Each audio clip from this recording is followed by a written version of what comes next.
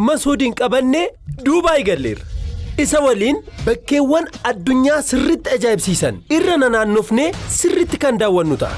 Habibi. Ani immoo bakkeewwan ajaa'ibsiisoo Itoophiyaa sirrittan isa daawwachiisa. Mee Masuuditti Dubaayitutti caalamoo Itoophiyaa dhala? Anatu bade hin baay'anne. Maaloo isheetu natti oo'e.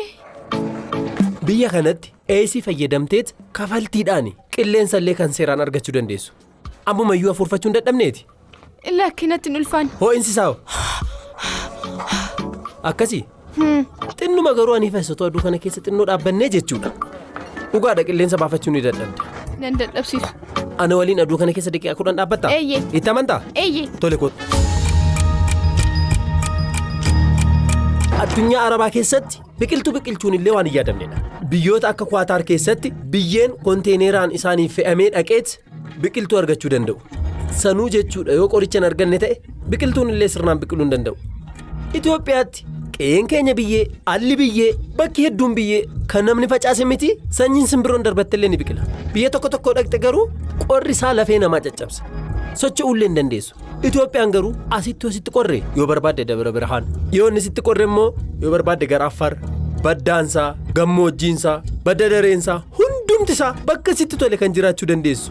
Biyyi akka Itoophiyaa biyyi ji'oota 13 qabdu Mansuur isa dhugaan siin jedhaa addunyaa kanarra hin jirtu. Biyya kanatti bishaansaa yoo ilaalte nadaakaa jedha. Bifti isaa ni miidhaga. Dogongortee afaan kee seenoo dhamdhamte garuu jireenya si jibbisiisa.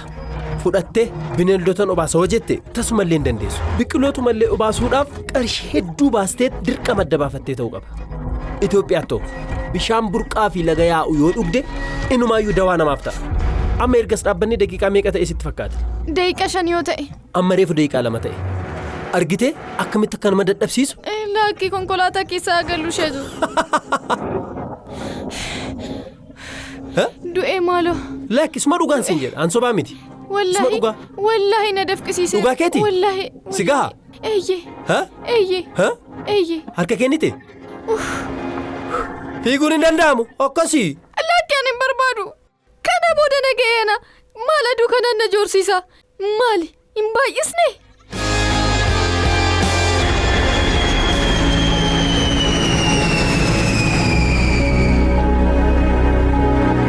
Mee ilaale gaamma wanti guddaan bakki seenaa ani har'a si daawwachiisu.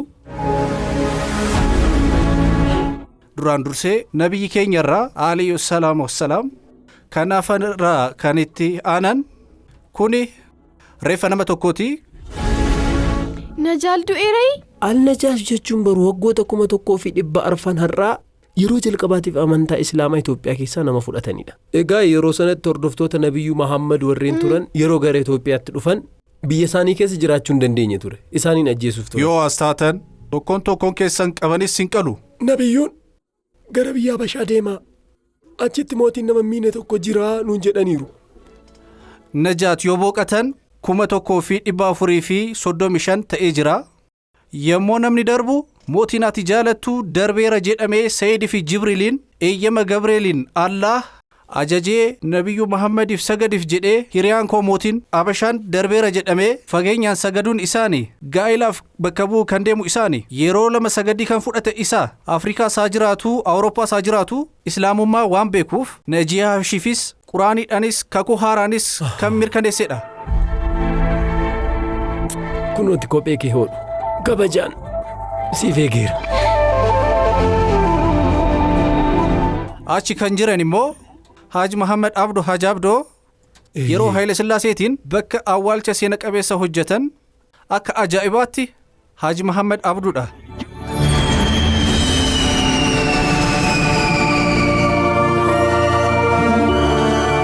Ilaa gamoodhaan yoo ta'e Dubaayitu caala garuu waan biraatiin yoo ta'e Itoophiyaa wayya. Sirrii jette. Ho'aasa? Aaduun iyyuu biyya kanaaf dhiyoodha. Lakki ishee homaan sodaatee kinoo dhaabbadhu. Ati hin dhalchine tolee kana beeku. Rakkoon qabu kinoo ilaali. Yoo kuftee riiskiin fudhannu erga jedhanii waan ta'etu jira jechuudha. Tole kottu ishee hin sodaatin kottu. Afachuu dhiisi.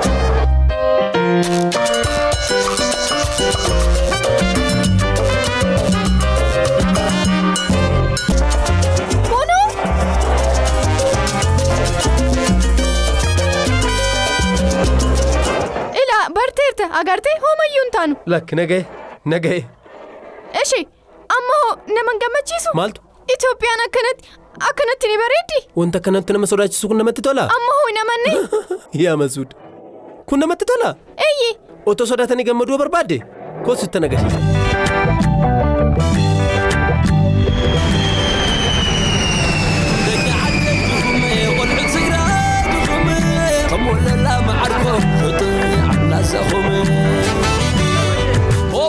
Maal alula abbaa naggaati gaa kun.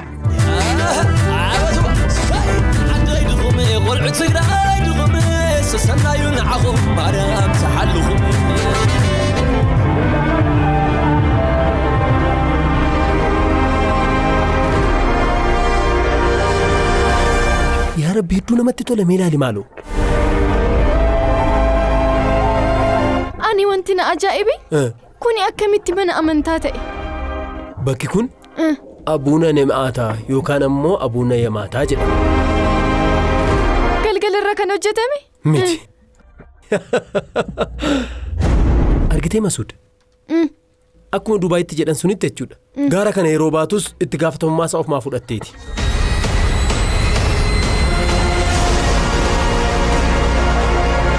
Garuu Masuudiku gaara baay'ee bareedu kana garuu kan hedduu nama sodaachisu kana baatee yeroo xumurtu gara mana kee osoo hin taane gara mana isaatti kanatti seenu. Eebbifamteet wanta ayyaanni hunda argatteeti kanatti deebitu. Turistoonni idil addunyaarraa dhufan biyyoota garagaraarraa akkasumas amantaa garagaraarraa dhufaniit bakka daawwatan yeroo ta'u kiristaanonni immoo dhufanii bakka itti sagadan akkasumas immoo bakka itti cuphamanii itti fayyadamu. Haga dhumaatti baatamu? Manni qulqullummaa gubbaasaa jira.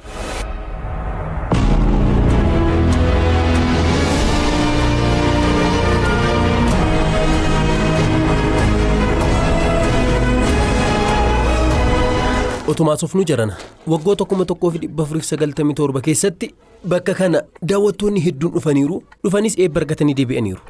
Garuu tulluu kanarraa namni tokkollee kufee miidhamee hin beeku. Egaa kun waadaa abbaa keenyaa qulqullicha abbaa Yamaataa ta'uusaa beekuu qabdu. Akkan sodaanne tolee dhufuu qabdu.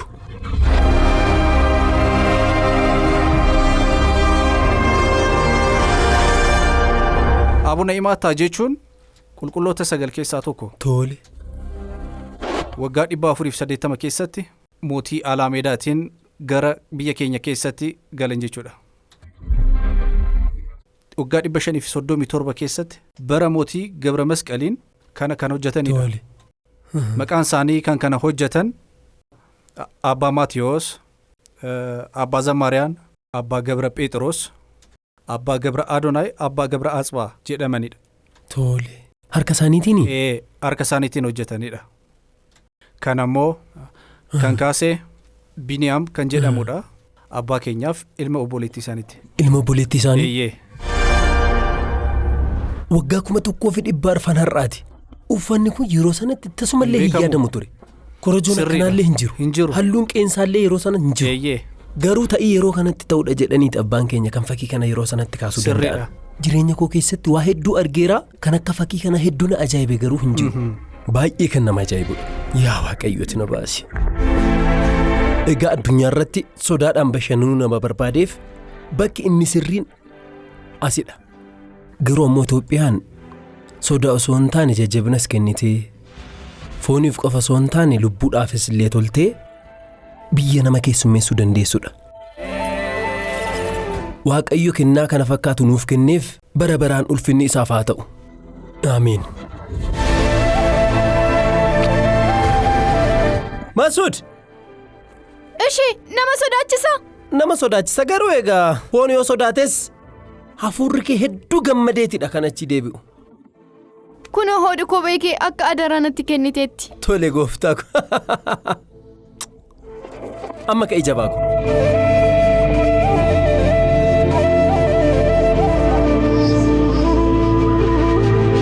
Argiteetta miti kan Xaaliyaanii deebi'e.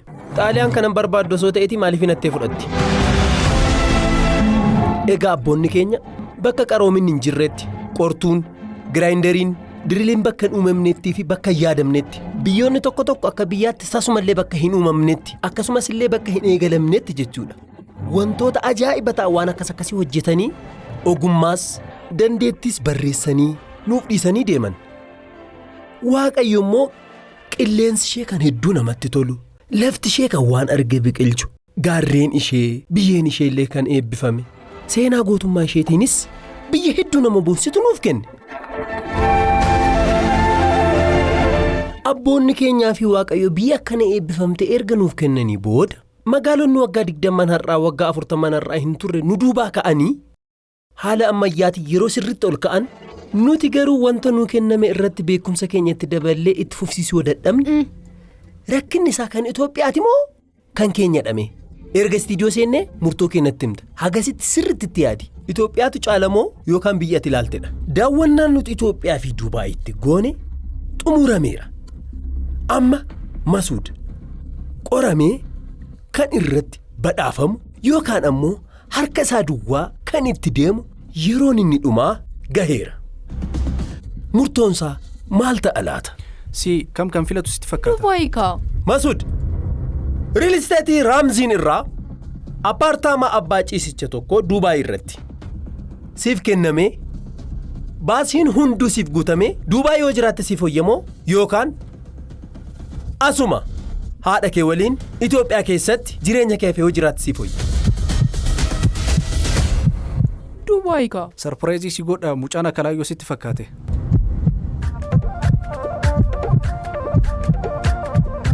Itoophiyaa. Dubaayii? Itoophiyaa. Dubaayii. Itoophiyaa. Maal jedhe? Itoophiyaa. Maal jedhe? Itoophiyaa. Itoophiyaan ni caalti.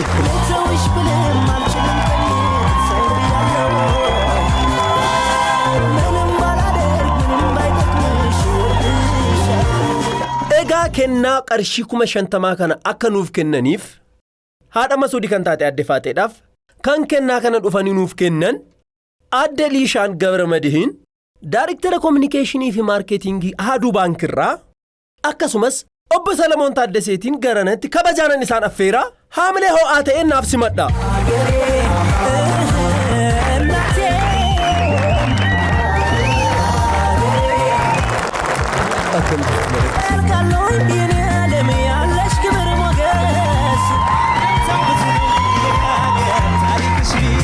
Inni lammaffaan ammoo kafaltii mana barnootaa waggaa 5 manuma barnootaa isatti dhiyoo jirutti kan kennamedha.